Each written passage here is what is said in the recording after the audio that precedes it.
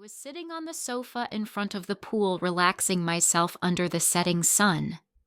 Marcus's house wasn't a mansion, but a very modern house with glass walls and a massive garden. It was beautiful, especially the interior and the roses around the fountain cascading water down, its tears like a ball gown. I looked up to see Marcus in his room calling someone with a file in his hand. He hasn't closed his curtains so I could see him clearly. "Miss, would you like me to show you to your room?" A woman who seems to be in her late 50s asked me. "Sure," I replied, and walked up the stairs with her. "Are you the maid here?" She nodded her head. "What's your name?" "I'm Madeline." "How many maids are here?" "Only me, miss." Madeline noticed the surprise on my face. A billionaire having only one maid, Sir prefers the house to be quiet. I nodded my head, not surprised. "He is boring as hell. So, how long have you been working here?" "I have been here for 6 years. So only you all this time?" I was still surprised that a billionaire has only one maid. There was another girl with me until a few months ago. Now that piqued my interest. "What happened to her?" Madeline looked down. She was fidgeting her hands. She tried to, she liked Master, so she tried to get his attention. She was fired later on. "How long has she been working?" I felt like I was doing an interview, but nevertheless, I needed information if I was to survive here. "For 3 years. If she had been here for so long, why did he fire her suddenly without ignoring whatever she did? I was confused. Marcus is handsome, and I think he has surely faced many situations like this. She... Madeline looked anxious. "She what?" "She got Master drunk and forced him to sleep with her. He wasn't in his right mind. She was fired the next day when he woke up." I was shocked and disgusted. "Miss, don't think anything bad about Sir. It was all her, and he didn't have anything towards her. He's a good guy, and I don't want you to think otherwise." Now I looked at Madeline in shock. She thought I'd be jealous or angry that someone slept with my husband before I became his wife. Honestly, I don't care. With his rude attitude, I thought he was a virgin. But apparently not. I mean, I feel bad for the Marcus because it was rape. I wondered where that woman was now. If I was him, I would have sued her. But he probably didn't do it because of the vicious media. If they had gotten hold of this news, Marcus would have received mock instead of justice. His business would have gone bankrupt. People would say, "Man up." That's how cruel the world is. And it disgusts me. Madeline dropped me off to my room, and I saw my bags already inside the room next to the bed. I walked over to the windows that were stretching from floor to the ceiling, and my gaze directly fell on Marcus's room. He was sitting on the bed tapping on his phone, his coat lying on the bed next to him, and his hair was disheveled, giving off a mouth-dropping sight. His tie was loose, and at the moment I wished I could run my hands on his toned body. I watched him for a while, and something made him notice it. He looked my way, and I felt my cheeks burn in embarrassment. He quickly got out of the bed and closed his curtains, and so did I. Gosh, why was I staring at him? Real question. Why was I checking him out? Conclusion, I was finally going mad. I woke up the next day and went downstairs to eat breakfast. I was really impressed by Madeline's cooking skills, and it was enough to give me a bright smile the entire day. And she told me Marcus left for work early in the morning, which was even better. After breakfast, I left to see one of my stores before I drove to my office. It was morning, but still filled with people. The store was expensive. Clothes are only made for snobby, bitchy people who likes to spend a lot. Targeting the rich will make you richer. That's something I learned in the time being. I was questioning my staff about the sales when I saw Marcus walk in with a girl. She was beautiful and looked young. She dragged Marcus to the dress section and told him something. To my horror, Marcus smiled at her. Marcus smiling. Is he attracted to younger people? Wait, is he cheating on me? I felt my body boil with anger. Even though this marriage was fake, I didn't like it when he disrespects it. I'm not gonna wait and watch while he cheats. I took long steps to where the girl was. Can I help you? I asked politely, and she glanced at me, but her eyes tell she didn't recognize me. Yes, I'm going on a date with him, and I need a dress. She pointed at Marcus and giggled. Oh, amazing. Would you like me to show you a section with more beautiful dresses? I went to another section after giving Marcus a glare. He better have a good explanation. The girl selected a dress, and Marcus paid for it, leaving without even glancing at me. I was beyond mad now. He had no right to cheat since both him and I were forced into this. At least he should respect it since I wasn't the only one gaining something from this. I went back home in the evening hoping to see Marcus, but he still hadn't come back. I scoffed. He was probably enjoying his date with an underage girl. I was sitting on a stool in the kitchen when I heard Marcus walk in. He looked at me for a second and then started climbing up the steps. That's it, I asked, annoyed. He stopped midway. What? You're not gonna give me an explanation. Why would I? I'm not bound to you. He left me speechless. Bound? Was he kidding? He surely forgot that there was a marriage certificate in between. I came here to make his life a living hell, but it was my life that became hell. I stomped my feet up the stairs and into his room. I opened his door with a loud bang. He looked at me from his bed, a scowl written on his face. Listen, you mister. I pointed my finger at him. Don't act like you are the only one forced into this marriage. I hate this with every single part of me, but I respect whatever we have now, and I'm not gonna let you disrespect me or this marriage. I don't want you to tarnish my reputation because you can't control yourself, and I'm so not gonna be the one to get cheated on. You'll be dead the next time you think of doing it. I shut the door and hopped downstairs to drink some water. Miss, are you okay? Madeline asked in concern. You mean okay as in, okay, my husband is cheating on me? At my words, she gasped loudly and closed her mouth with her hand in utter shock. Miss, that can't be true. Sir never does that. He doesn't even care about love. Well, surely he does. I caught him today. You caught him with a woman. I nodded while sipping the water. Miss May, I know what the woman looked like. Well, she seems like she's 19 or in her early 20s. She had dark hair and eyes similar to Marcus. They were green. Madeline shook her head in disappointment. Miss, it's not his girlfriend. Then who is it? She said that she needs to buy a dress for a date, I complained, running my hands up in the air. And he shamelessly brought his booty call to my store. Miss, I'm disappointed. Miss. I interrupted her again. I'm gonna explain the situation to my dad and peacefully part ways, I said, determined. Miss, it's not his girlfriend. It's his half-sister. I blinked and then blinked again. Shit. How does he have a sibling? I was confused because I knew the Andersons didn't have any daughter. It's his mom's daughter. And then I realized I had never seen or heard about his mother. Seeing my confusion, she quickly added, I don't know much, but it's not my place to tell you. She looked down, fidgeting with her fingers again. I need to apologize to Marcus. This was bad. I thought for several minutes, contemplating whether to do or not before going upstairs. After giving it a long thought, I decided to apologize to him. So I went back upstairs and stood in front of his door ready to knock. But I was stopped when I heard someone breathing heavily from the other side. Mom, please don't, please. I sighed, realizing what it was. Marcus was having a nightmare again.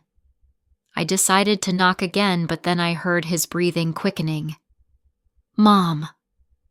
I stumbled a few steps back, shocked at his sudden outburst. He shouted as if his life depends on it, and it made me feel worried. Madeline came running towards his room with some pills and a wet towel in her hands. She entered the room without knocking, and I saw Marcus sitting on the bed, his forehead wet with sweat. He was gasping for air, almost choking. Madeline dabbed his forehead with the towel and gave him the pills. Marcus took it, but then his eyes shifted to me. I suddenly felt guilty. I had invaded his privacy. I crossed a line, and I knew that he was thinking the same thing as his eyes turned a shade darker before he growled, "Get the fuck out of here." I woke up the next day only to find that Marcus had left early. Today the RJs had a meeting with the Empires, so I would be meeting him this afternoon. I was at the Empire headquarters with my dad, my brother, and a few of our employees. Empire headquarters were massive buildings towering over the city like four giants. A huge fountain as big as the Mississippi itself was built in the middle, water flowing from a dragon's mouth as its tail circled the fountain. We entered a long meeting room, and half of the chairs were already filled with employees of Empire. I saw Mr. Anderson and Marcus at the end of the table. We made our way to them, and I took a seat across from Marcus. He didn't even take one glance at me, so I decided to ignore him, not to make my day more worse. We discussed about the new island RJs bought in Indonesia. We were to build hotels, restaurants, clothing stores, and everything tourists would like in that. But for that, we needed Empire's help, and that's when the director board found me very useful. I hated it whenever I had to represent RJ, and the director board also equally hated me for always acting like a rebel. Whenever there was a problem in business, other groups make plans to overcome the damage, but our strategy had been to marry some of their own to another.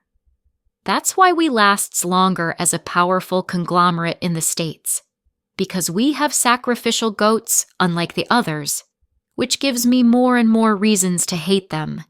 And whenever the RJ gives out a marriage proposal, the other groups can do nothing but accept it, because they wouldn't let good business go away just like that. RJ might be the most asshole conglomerate ever, but they still holds the power in the market. No wonder Marcus hates me. He had no choice but to accept me. But I didn't have one either, and I knew it all my life. The meeting came to an end after God knows how many hours. Everyone left the table, but Marcus remained in his seat going through some file. I also stayed glued to my seat, not knowing what I was doing. But all I knew was that I felt bad about yesterday, and the guilt wouldn't go away until I do something. I wanted to apologize for misunderstanding him and for invading his privacy. Apologizing wasn't my thing, so I felt weird. I cleared my throat, and he slowly raised his head and looked me in the eye. I'm sorry for scolding you yesterday and for invading your personal space. He stared at me a few seconds and took a sharp intake of breath. I'm sorry too. I was taken aback. I quickly pinched myself to see if this was a dream or not. What? I looked at him, trying to see whether he was joking. For shouting at you. Oh. I nodded my head. I don't know, do you want to grab some dinner? I asked him, already knowing that he would refuse. He again kept his eyes fixed on mine and then slowly nodded his head. I was surprised, but I quickly hid my expression and went out before I could embarrass myself anymore. As I was talking with my dad outside, Marcus came out. I'll pick you up, he said as he walked past me. I blinked deliberately, still not believing what I heard.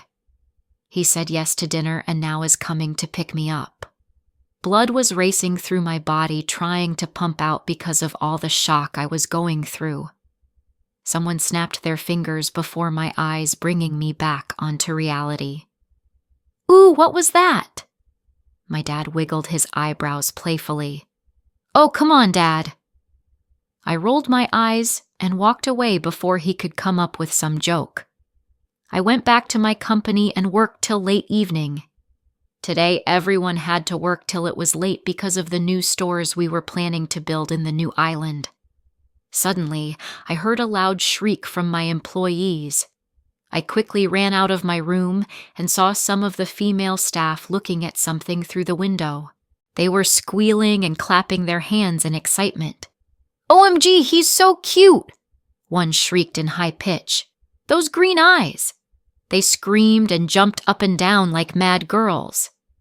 I looked at Sarah, who was standing beside me with a confused expression. I walked towards the window and stood behind the employees. "What's happening?"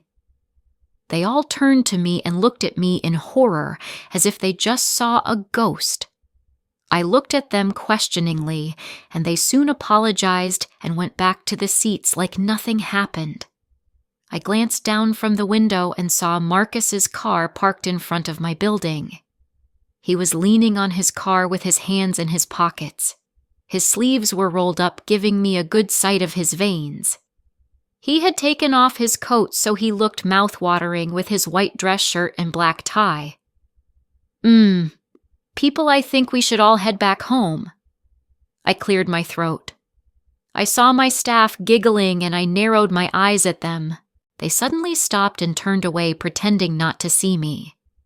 I took my handbag and walked downstairs to the entrance. Marcus saw me and opened the car door for me. My lips twitched up to a smile, enjoying these simple gestures of kindness, which I didn't know he had. "How long have you been waiting?" "For several minutes." "Why didn't you call me?" I raised my eyebrows in confusion. "I don't have your number," he simply stated. "Oh." I just realized that even though we were married for an entire week, we didn't have each other's numbers. "Here, give me your phone." I extended my arm. He gave me his phone, and I typed my number and called myself. I saved my number in his phone and his in mine. "So where are we going?" I asked him. "There's a quiet restaurant that I prefer."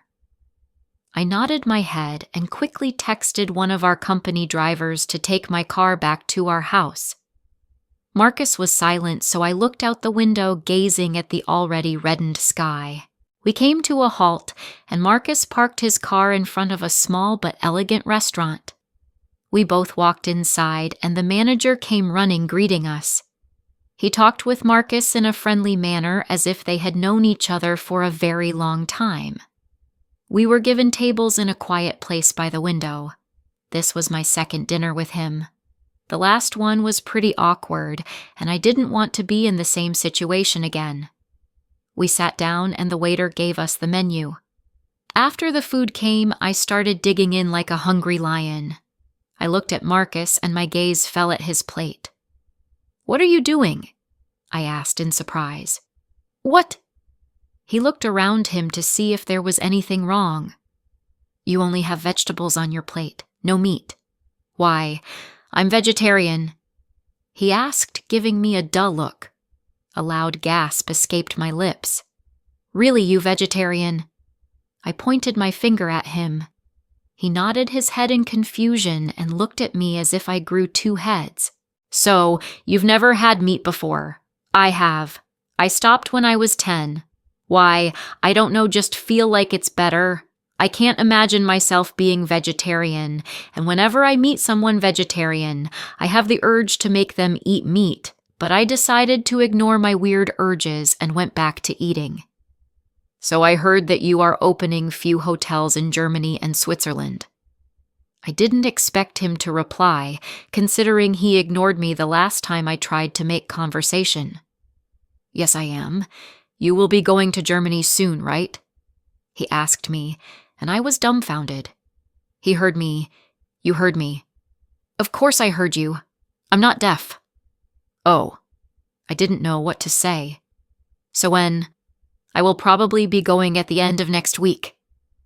He nodded, and quickly the conversation died down as we both started digging into our food, devouring it in peace. I'll probably be traveling to Germany to check on my new hotel the week after next week, he told me as we left the restaurant. I didn't know what to say, so I just nodded and got inside. We rode back silently until I saw an ice cream truck. No matter how much I ate ice cream in fancy restaurants, these trucks attract me. "Stop, stop, stop!" I shouted, tapping Marcus's hand. He suddenly stopped his car with a confused look on his face. "I'll buy an ice cream and come back. You want one?" I asked him excitedly. I just wanted to have the ice cream quickly. From a truck, we could have eaten ice cream at the restaurant. "Oh, come on, that's not fun." I smiled like a lunatic and got out of the car.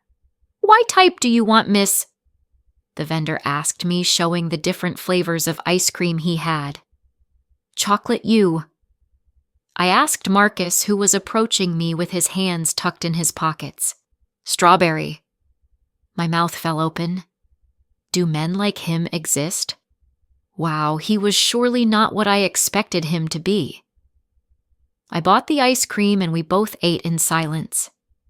I was excited like a child devouring the ice cream in my mouth like I never ate it before. "You've been doing this a lot." I nodded to his question and was surprised that he asked me something I was very interested in. "I've been doing this since I was small. Whenever I see an ice cream truck, everything in me stops functioning. All I want is the ice cream." I smiled at the ice cream cone I was holding. I looked at Marcus to see him giving me a small smile. I blinked several times and slightly pinched myself to confirm this was not a dream. I was dumbfounded as I saw his lips curled into smile. Even though this was unusual, I liked it. He was more handsome in a smile rather than a scowl. "Well, you had a nice childhood." I looked at him confused, and he was staring at the ice cream with sad eyes. He was sad, but yet his expression told me not to cross the line. I knew better than to invade his privacy. So I decided to ignore it and went back to eating my ice cream. We drove back home in silence. But this silence was comfortable. There was no tension between us, and I liked that. We both walked upstairs, and I stopped in front of my door. "Good night," I called out to him. "Good night." He gave me a nod and walked to his room. Well, that went well. Surprise. He went back to ignoring me from the next morning onward. He didn't even look me in the eye and ignored me the entire day. I only saw him leaving the house since he came home after I slept. And then he ignored me the next day also. I was sitting on a stool in the kitchen watching Madeline cook as she slightly swayed her hips to the music banging from the radio. I knew she was doing all this to brighten my mood, and I find that very sweet and kind of her. "Miss, don't be mad." Madeline tried soothing me. "How can I not be? And please don't call me Miss. Call me Camilla." Madeline's face contorted to a shock. "Miss, I don't think it's right," she uttered in disbelief. "Please, Madeline, I don't want to feel like I'm in my office." I gave her sad smile, pleading her. "Okay, Camilla." My lips twitched into a smile after grieving for 2 whole days. Camilla Sir is afraid to open up. He's afraid of letting someone into his life. He's afraid that it will break him again. Again. Madeline looked down as if she didn't want to tell. Few moments of silence passed before she spoke again. "I don't know a lot, miss, but I don't think it's polite for me to tell Sir's personal things. I only know what I have seen and nothing more." He was a box full of secrets. His entire life was a mystery full of misery and unhappiness. His glare was enough to knock someone to death. Especially that someone being me, since he had been doing that a lot. Did he have a girlfriend who broke his heart, making him afraid to let anyone in? Madeline shook her head, giving me a small chuckle. He never dated, as far as I know. Okay, Camilla. My lips twitched into a smile after grieving for 2 whole days. Camilla Sir is afraid to open up. He's afraid of letting someone into his life. He's afraid that it will break him again. Again. Madeline looked down as if she didn't want to tell. Few moments of silence passed before she spoke again. I don't know a lot, miss, but I don't think it's polite for me to tell Sir's personal things. I only know what I have seen, and nothing more. He was a box full of secrets. His entire life was a mystery full of misery and unhappiness. His glare was enough to knock someone to death. Especially that someone being me, since he had been doing that a lot. Did he have a girlfriend who broke his heart, making him afraid to let anyone in? Madeline shook her head, giving me a small chuckle. He never dated, as far as I know. My eyes widened in surprise.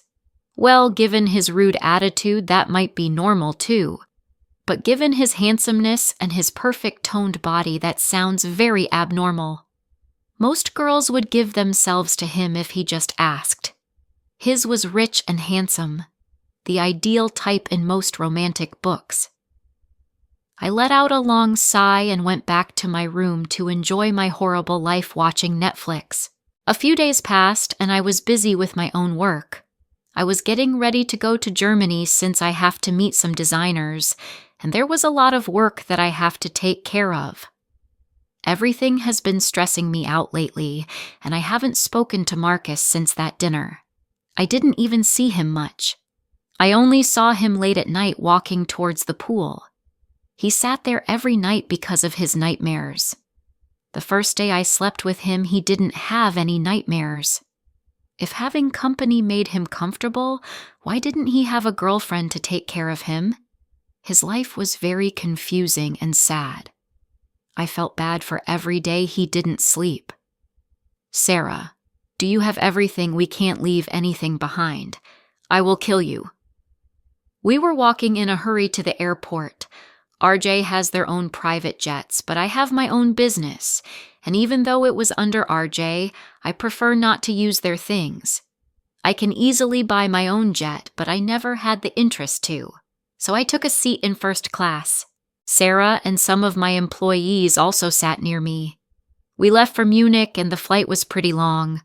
I tried to sleep, but all I could think about was my miserable life with a husband who ignores me. Only if things were better. We landed in Germany and walked through the airport to the exit. As we were walking, I saw Marcus and a few of his employees walking behind him in another terminal separated by glass. I was quite shocked to see him because he wasn't supposed to be here this week. Did he follow me to apologize? But I quickly shoved away the weird thought, blaming it on stupid romantic books. What is he doing here? I asked Sarah. Oh, Mr. Anderson is here to check his new hotel, I guess. It was opened a few months ago and has been doing pretty well. I nodded my head as I remember him saying that he would be in Germany. We left for Munich and the flight was pretty long. I tried to sleep, but all I could think about was my miserable life with a husband who ignores me. Only if things were better. We landed in Germany and walked through the airport to the exit.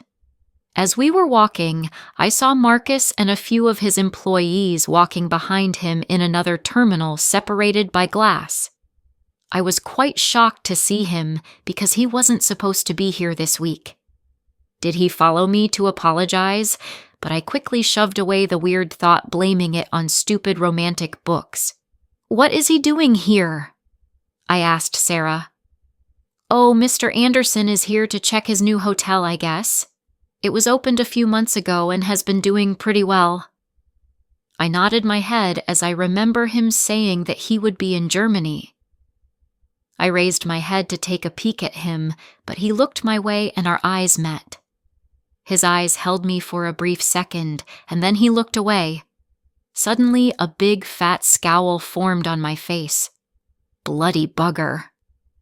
Ma'am, you can see his hotel soon, Sarah told me as we walked side by side. How? Because we will be staying there. Sarah chirped happily as it was the most excited thing she ever knew. Are you mad? Why did you book his hotel? Couldn't we have gone to any other… I complained with my hands flying around. Ma'am, he's your husband, and that hotel has been doing very well. It is one of the most luxurious hotels in Munich. Oh, my husband. I scoffed. As we got into the car, the driver took us to the hotel. And to say dumbstruck wasn't a right word, explain how I felt at the moment. OMG, what is this? I asked, surprised. His hotel, ma'am. One of my employees answered me. Are you sure we can afford it? I asked, with an eyebrow raised. Suddenly, I heard a few chuckles behind me, and I turned around, giving them a menacing glare. They quickly composed themselves, but I could still see them trying to stifle their laughter. I turned my head back to look at Marcus's hotel, and I ran out of adjectives to describe it. It had a huge pool as big as a city in the middle. The hotel was built around it.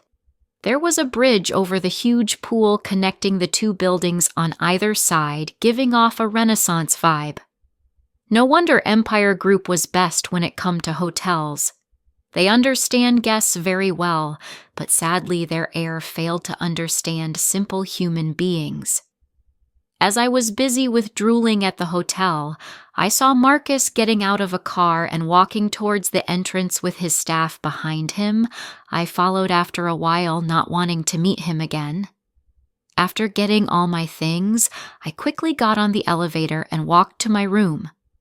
I took the key card to open the door, but from the corner of my eyes, I saw someone with a familiar figure walking towards me. I glanced to my side and was shocked to see it was Marcus.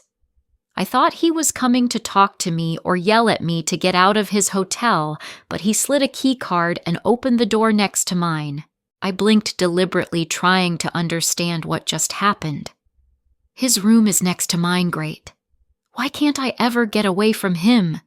You are bound to him. The devil in my mind whispered wickedly. He didn't even look at me as he walked inside and shut the door with a bang. I rolled my eyes at his attitude and went into my room. The room was very luxurious with a glass wall overlooking the city. A massive bed was placed in the middle waiting for me to swim in it. Dim lights lit the room, giving the walls a yellow yet an antique glow. I have been to many luxurious hotels, but Marcus's hard work really impressed me. I was feeling quite proud of him.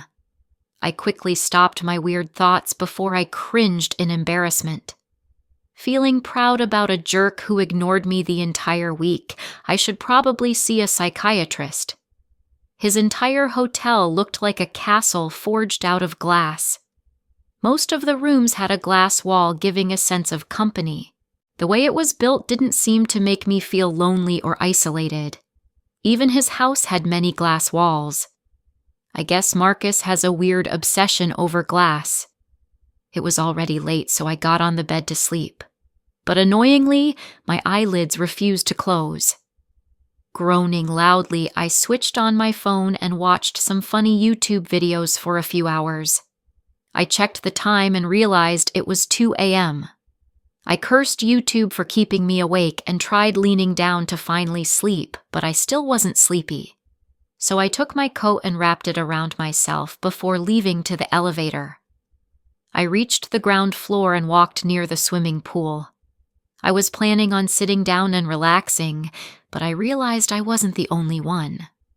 Marcus was already there, seated on a bench in front of the swimming pool. He was looking down, fidgeting with his fingers. I was not surprised to see this. Every day he came at night and sat in front of the water. I guess water calms him down. I hesitated a bit before going to sit next to him. As I sat, he looked up surprised to see me. He was looking so casual, wearing a black shirt and white shorts. He looked so different when he wasn't wearing a suit. Less intimidating. "What are you doing here?" he asked. "Can't sleep." "You..." I already knew the answer, but it felt better to ask him. "Same." He turned his head back to the pool. We sat for a while in silence. He didn't talk, so I decided to go since it would make him uncomfortable. He came here to stay alone and relax, and yet again I'm invading his personal space. I stood up to leave but stopped when I heard his voice. "Don't leave. Stay." I looked at him surprised, and he looked so fragile. I have never seen him like this. He always shuts off his emotion, making him look like a piece of wood, but now he looked like he could break at any moment. I wanted to run to him and bring his head down to my chest, saying everything would be all right. He looked at my eyes, and I felt the world crumble apart. I went and sat next to him. He looked at me for a while. Then, as if he realized what he was doing, he soon stood up and left without glancing back. Great. He left me. We are back to square one.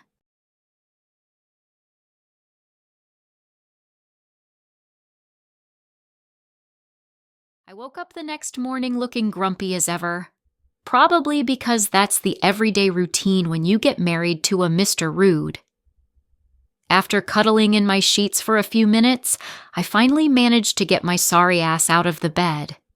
I changed into black pants and a strip top before jogging to the elevator with my eyes focused on the phone. I was going through our new designs until I crashed into a someone with a very good height and a very good body. I looked up to see, and it was none other than Mr. Rude.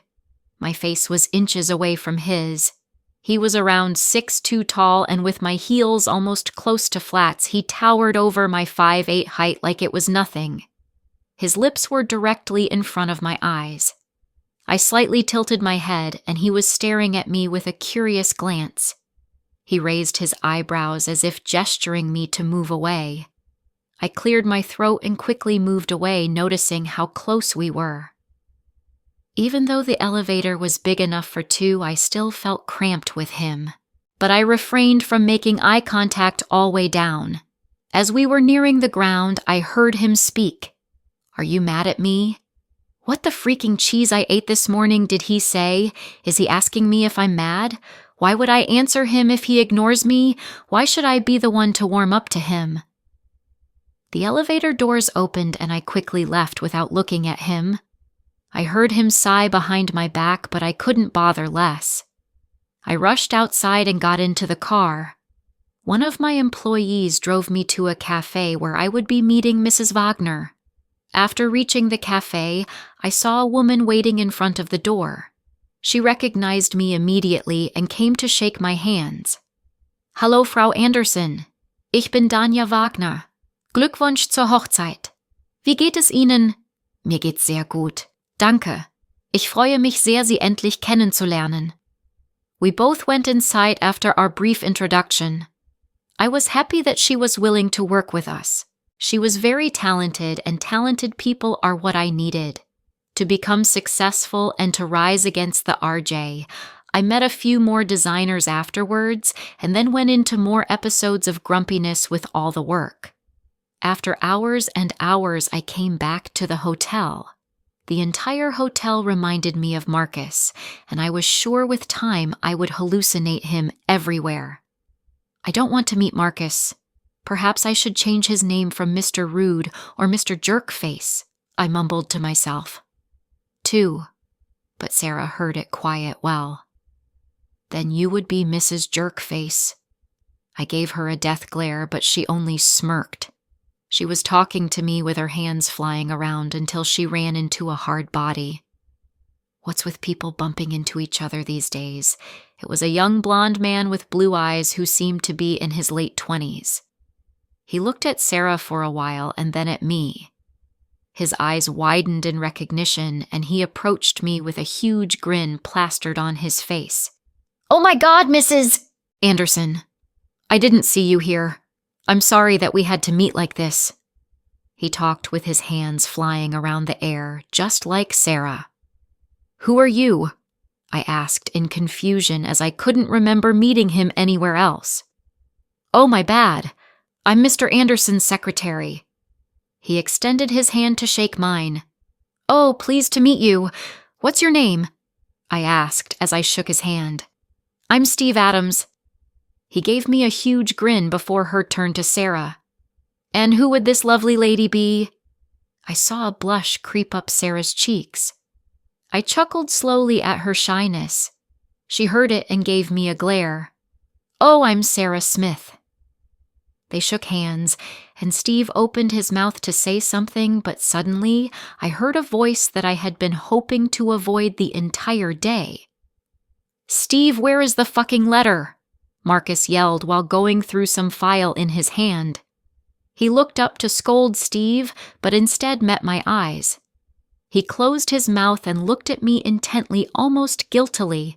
I rolled my eyes in annoyance and walked past him, slightly bumping into him, hoping that he would fall, but he was rock solid. I heard him walking behind me in a hurry and soon caught up with me. "I'm sorry for asking you to stay." My eyes widened. He was apologizing for asking me to stay and not for leaving me. I couldn't believe it. Was his brain made out of nuts? I glared at him and pressed the button for the elevator. "Why are you mad at me? Who are you? I don't know you. Mommy told me not to speak with strangers." With that, I stuck my tongue out and got in. He raised his eyebrows in surprise. I closed the elevator door before he got in. As I was going up, I realized what I said. Shit! Cringe! Cringe! Cringe! I ran my hands through my hair, unable to control my embarrassment. As I got off, the next elevator opened and Marcus came out. Stupid of me to not realize that there was another elevator in this floor. He looked at my messy hair in confusion, and before I could embarrass myself anymore, I turned on my heel and stomped to my room. I was so exhausted to even get back to dinner. So as I did this morning, I ordered room service. After dinner, I quickly jumped onto the bed, hoping to sleep like the dead, but something kept bothering me. I knew that Marcus wouldn't be able to sleep no matter how exhausted he looked. No wonder his face was so gloomy. He never had a proper good night's sleep. How can one smile after days of sleepless nights? So I set my alarm at about 2 to see him. The sound of an annoying alarm woke me up. I wanted to throw my phone away. I decided to turn it off and go to sleep, but I suddenly remembered why I had set the alarm in the first place. I wore my coat and took a water bottle out with me. As I opened my door, the door next to mine opened, and there came a frightened Marcus outside. He was sweating and panting. He didn't even see me as he ran to the elevator. He pressed the button several times, but the elevator didn't come up. He knelt down to the floor and clutched his throat, trying to breathe. He gasped and coughed, choking for air. I stood at my door almost paralyzed as I stared at him in utter shock. Suddenly, as if something had knocked on my head, I realized that I needed to help Marcus. I ran over to him and knelt down in front of him. "Marcus, Marcus, please look at me. Look at me. Everything is all right now. You don't need to be afraid." I cupped his face in my hands and tried to calm him down, but he seemed to be having a trouble breathing. I panicked and looked around to see if there was anyone I can ask help from, but we were alone. "Wah! Terwah!" He gripped my elbow and groaned in pain. I quickly realized what he said, and thankfully, as if God had foreseen this situation, I had a water bottle with me. I quickly gave it to him and he gulped it down. Sweat was trickling down his face and his eyes held fear. I didn't know what I was thinking as I jumped up and wrapped my arms around him, bringing his head to the crook of my neck. "Are you okay?" His body went rigid. He held his breath for a few seconds, his heartbeat racing. And then slowly he relaxed and wrapped his arms around me, holding me tightly as if I was his only life source. He buried his face deep into my neck, hugging me, and I felt his heartbeat becoming normal. I circled my thumb on his shoulder, trying to relax his body, while I kept my other hand tangled in his soft hair. I held him for a little while longer that I didn't even realize the elevator had come up a long time ago. "Do you want to go outside to the pool?" I whispered in his ear. He shook his head in my neck. "No, I'm fine now." He leaned back to look at me. His face had calmed down. His eyes were observing me for quite a while, searching for something that I doubt he would find. "Only you and Madeline know about my nightmares. Don't tell anyone." I gave him a firm nod in reply. "Don't worry, I won't." He inhaled a deep breath and looked at me. "Thank you." I held him for a little while longer that I didn't even realize the elevator had come up a long time ago. "Do you want to go outside to the pool?" I whispered in his ear. He shook his head in my neck. "No, I'm fine now." He leaned back to look at me. His face had calmed down. His eyes were observing me for quite a while, searching for something that I doubt he would find. "Only you and Madeline know about my nightmares. Don't tell anyone." I gave him a firm nod in reply. "Don't worry, I won't." He inhaled a deep breath and looked at me. "Thank you."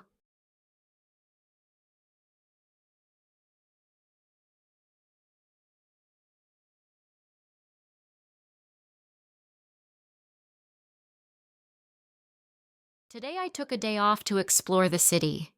Hoping to get the best out of my time here, I quickly changed into a dress and ran to the elevator before Marcus could come in. After he thanked me yesterday, a blush crept up my cheeks. I was embarrassed, and he noticed it, making me more embarrassed.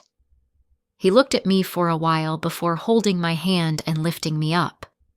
He asked me if I was going somewhere so that he could drop me off. I wasn't familiar with his new side, but I was feeling very comfortable and happy with his change. But I knew that it would not last long. So before I could have any hope, I said that I was feeling sleepy and went back to my room. Washing away all the thoughts of yesterday, I stood inside the elevator as its doors closed. But before that, I saw Marcus coming out in casual wear, wearing a black collar t-shirt and beige pants. He looked my way, but thankfully the doors fully closed and I went down. I didn't want him to see me blushing furiously just by looking at him. So pathetic. If he wasn't a billionaire, he will get a job as a model for sure, and I would kill to hire him. After I got down, I sat with my employees to have breakfast. I saw Marcus's employees and his secretary already sitting at the table directly in front of us, and the chair that was directly facing me was the only available chair. I gulped nervously as I knew who would be sitting there. Speaking of the devil, Marcus came down with his hands in his pockets. "Mr. Anderson is a hottie." Sarah giggled, earning an eye roll from me. "What are you all doing in your day off?" "We are going to watch a movie with Steve and the rest of Empire employees," Sarah said, and gave Steve a shy smile. "We, as in excluding me. Yep, and Mr. Anderson." She said, popping the P. Rest of my employees nodded and my jaw dropped in shock. "How can you so casually say that you are leaving me?" I asked, as I stabbed my heart with my fork, pretending to be hurt. "You need to spend time with Mr. Anderson." Anna wiggled her eyebrows playfully. "Are they really excited to see me getting along with Marcus?" As if. As I was talking with them, I felt a pair of eyes on me. I looked ahead and saw Marcus staring at me. He looked like he wanted to talk to me, but couldn't make himself to do that. After breakfast, I took a stroll around the city. I decided to walk so that I could go food hunting. As I was walking, I saw an ice cream truck, but it was an ice cream parlor that was built like a truck. With a small smile on my lips, I hopped to the parlor. I brought a chocolate fudge ice cream and started devouring it. As a small moan left my mouth, I heard someone chuckle behind me. I turned to see who it was, and Marcus was standing behind me with a look that I had never seen on his face. He looked kind of happy for some reason. Thought I would find you here. I gave him a small smile. Wherever there's ice cream, I will be there, I joked. You want one? I asked, pointing to different flavors of ice cream. Yeah, I will buy a strawberry one. Chocolate is not my taste. Weirdo. I mirrored the grin that crept up his face. Thought I would find you here? I gave him a small smile. Wherever there's ice cream, I will be there, I joked. You want one? I asked, pointing to different flavors of ice cream. Yeah, I will buy a strawberry one. Chocolate is not my taste. Weirdo. I mirrored the grin that crept up his face. We walked side by side eating the ice cream. It was summer, so neither of us wore a coat. I saw some girls checking him out and giggling. I scrunched my nose in annoyance. Do they not see a woman walking beside the man whom they are shamelessly checking out to shoo them off? I moved near Marcus. I might not like him, but that doesn't mean others can like him. How many hotels do you have in Germany? I tried to bring up a conversation. In Germany, I have 4 hotels and 12 resorts. You come here often. This hotel in Munich is my biggest in Germany. I came here a lot when this was under construction. I tried to think of more questions that I could ask to keep this conversation going. Did it go well with your designers? Marcus asked me before I could ask anything. Oh yeah, we found really good designers. My trip here was a lot more successful than I thought. Ein schönes Paar. We heard a woman clap with joy seeing us. A beautiful couple. Wir haben Mond- und Sternarmbänder. Wenn Sie diese kaufen, wird Ihr Leben für eine sehr lange Zeit glücklich sein. The woman showed us 2 bracelets with a moon and star. We have moon and star bracelets. If you buy these, your life will be happy for a very long time. Möchten Sie kaufen? The woman looked at us expectantly. I turned to Marcus to translate what she said. Would you like to buy? She said. Ja, gern. Marcus answered the woman, surprising me. Yes, sure. You speak German? Yes. I nodded my head with a slight praise in return. So are we buying the bracelets?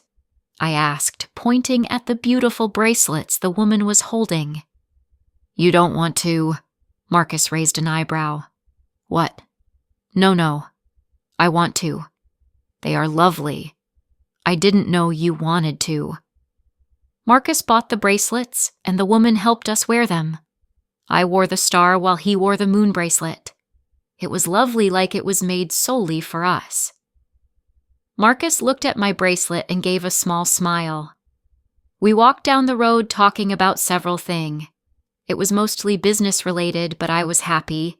We were finally making some progress in this marriage. I still have the divorce in mind, but if I'm stuck with him for the time being, at least we need to make our relationship not so awkward. I discovered that when Marcus was not being a snob, he was normally a nice guy. He was handsome before, but without the scowl in his face, he looked even better. Something changes when he smiles. He looks more like an angel than a devil. Camilla.